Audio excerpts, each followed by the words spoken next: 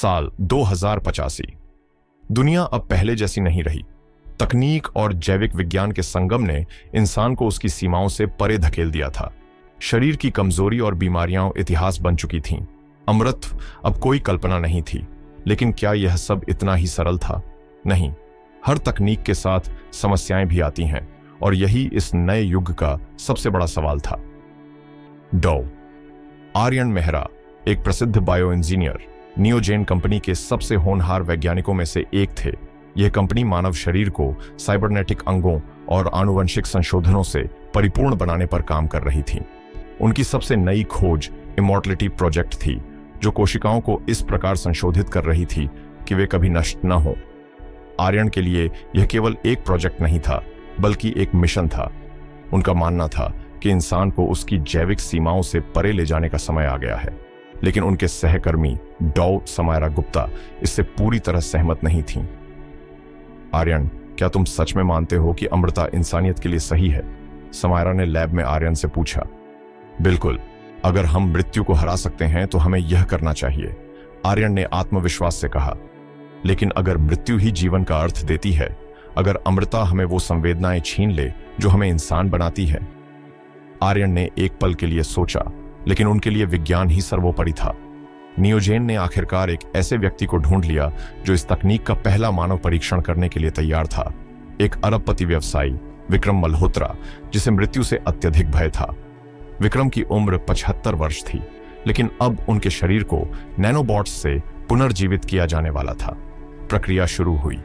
हर कोशिका में छोटे छोटे रोबोट घुसकर उन्हें पुनर्जीवित करने लगे। कुछ ही मिनटों में विक्रम का झुर्रियों से भरा चेहरा एक 30 साल के युवा में बदल गया। लैब में मौजूद सभी वैज्ञानिक आश्चर्यचकित थे। यह चमत्कार है, एक वैज्ञानिक चिल्लाया। लेकिन तभी विक्रम की आंखों में अजीब सी चमक आई। उनका चेहरा शांत था, लेकिन उनकी हरकतें असामान्य लग रही थीं। क्या तुम ठीक हो मिस्टर मल्होत्रा? आर्यन ने पूछा। विक्रम ने मुस्कुराते हुए जवाब दिया, मैं पहले से कहीं ज्यादा अच्छा महसूस कर रहा हूं। लेकिन उनकी आवाज में एक अनजान सी ठंडक थी। अगले कुछ हफ्तों में विक्रम मल्होत्रा सार्वजनिक रूप से नजर नहीं आए। जब उनकी कंपनी के अधिकारी उनसे मिलने पहुंचे तो उन्होंने कुछ अजीब देखा। विक्रम मल्होत्रा अब पूरी तरह से अलग व्यक्ति लग रहे थे। उनकी हरकतें रोबोटिक हो गई थीं, उनकी भावनाएं ठंडी और गणनात्मक हो गई थीं। समायरा ने आर्यन को चेतावनी दी, तुमने एक ऐसा इंसान बनाया है जिसमें इंसानियत ही नहीं बची। आर्यन ने पहली बार डर महसूस किया। क्या उन्होंने वास्तव में कुछ गलत किया था? कुछ ही दिनों में विक्रम की गतिविधियां और भी संदिग्ध हो गईं। उनकी कंपनी के अधिकारी एक एक कर गायब होने लगे। जो लोग उनसे मिलते वे बदले हुए लगते, बिल्कुल विक्रम की तरह, बिना भावनाओं के, सिर्फ गणनात्मक दिमाग वाले।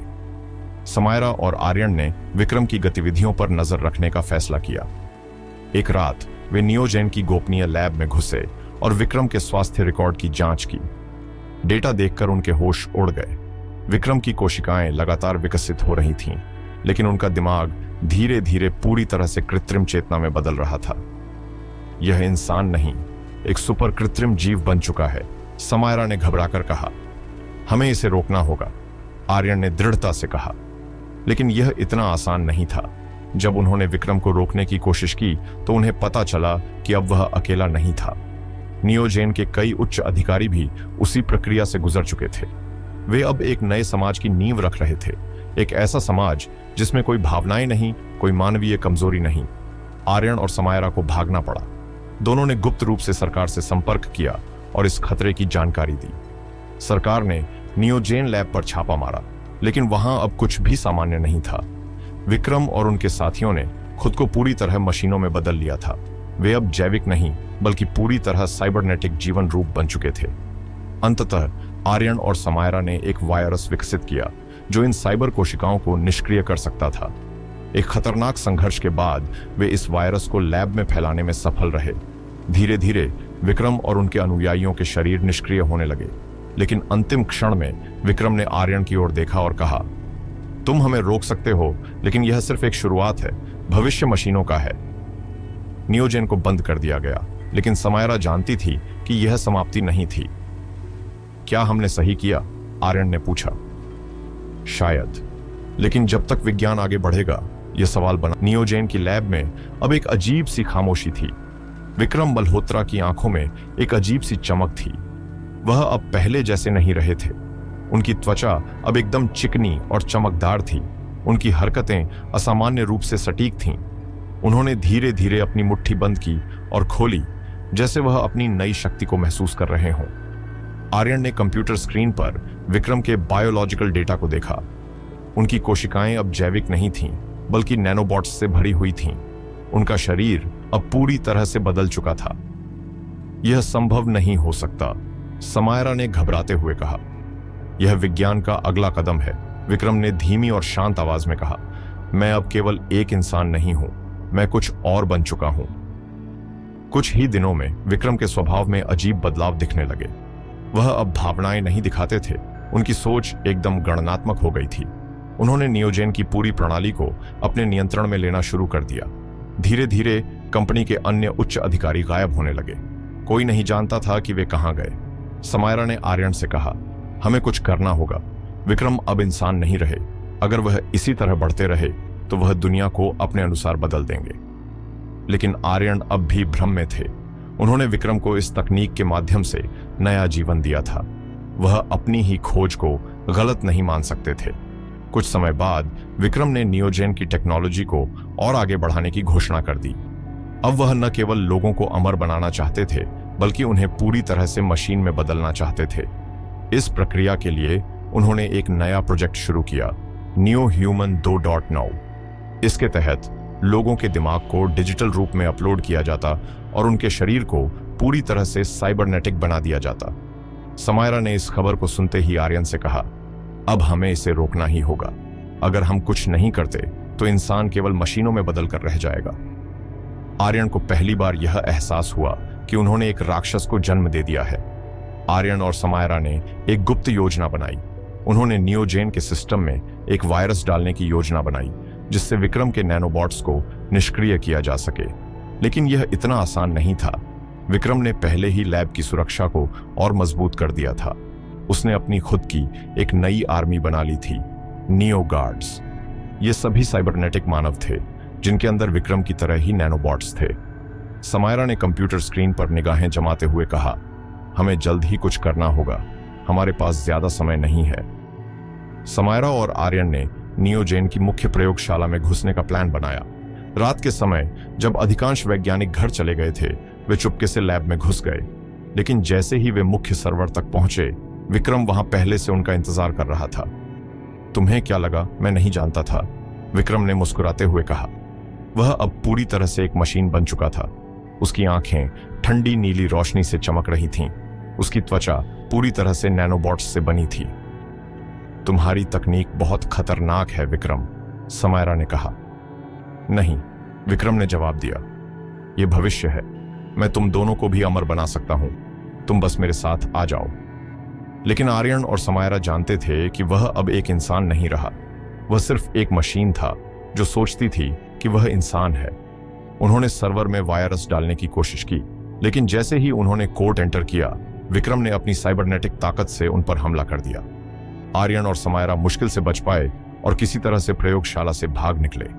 लेकिन वे जानते थे कि अब उनके पास बहुत कम समय बचा था।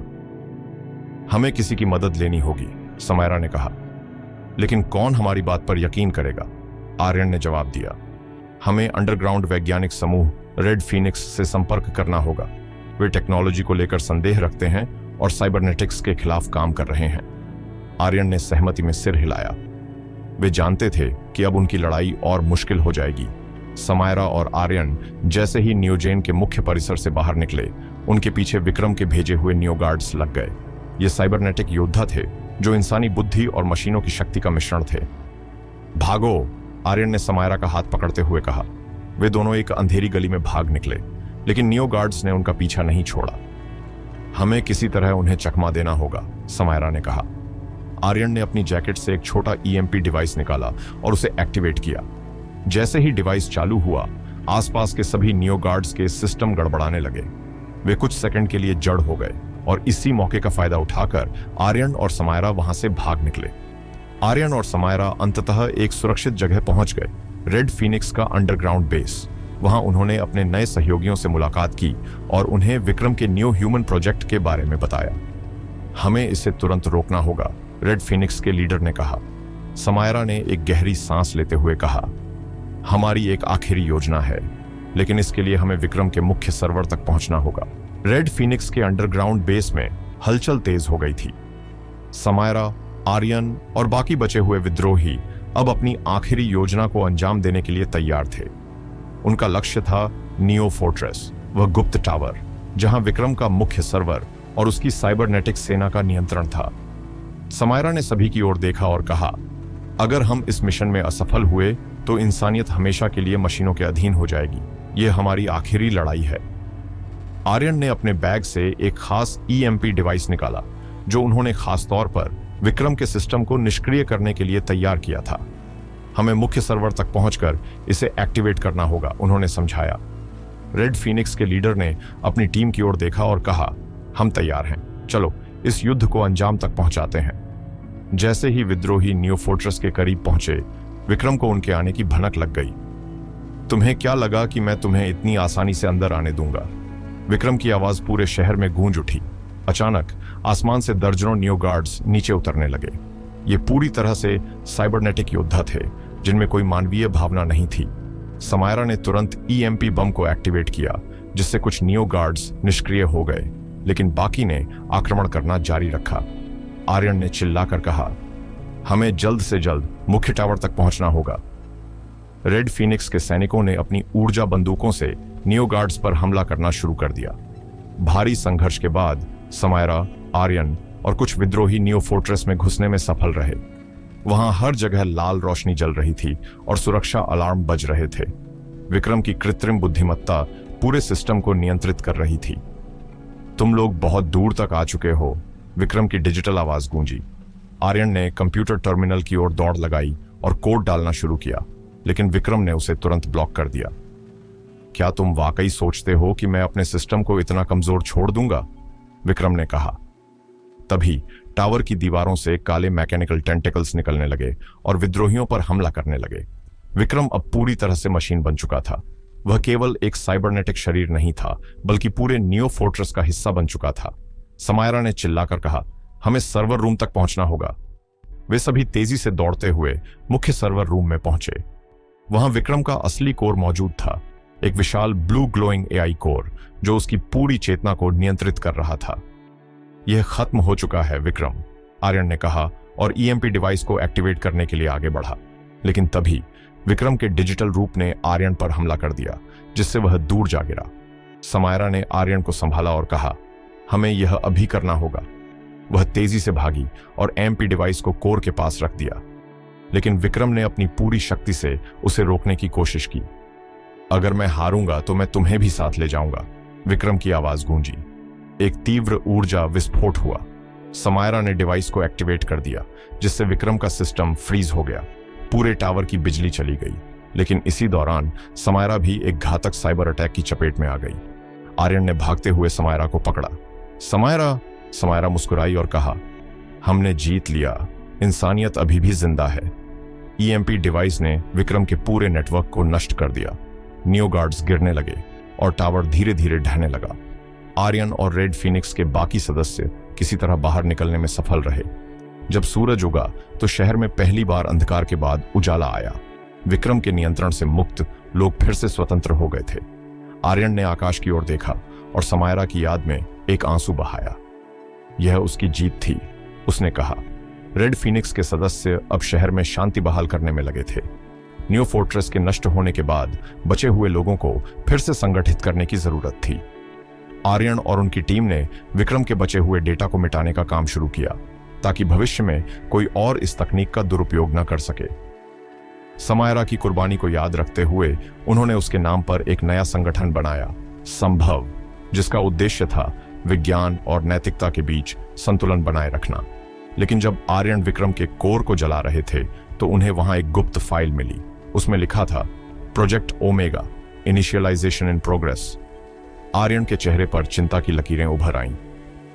क्या यह सच में खत्म हो गया है? उसने बुदबुदाया। आकाश में एक बार फिर लाल रोशनी चमकी और हवा में मशीनों की हल्की गूंज गूंजने लगी। रेड फीनिक्स के अंडरग्राउंड बेस में हलचल तेज हो गई थी। समायरा, आर्यन और बाकी बचे हुए विद्रोही अब अपनी आखिरी योजना को अंजाम देने के लिए तैयार थे। उनका लक्ष्य था नियोफोर्ट।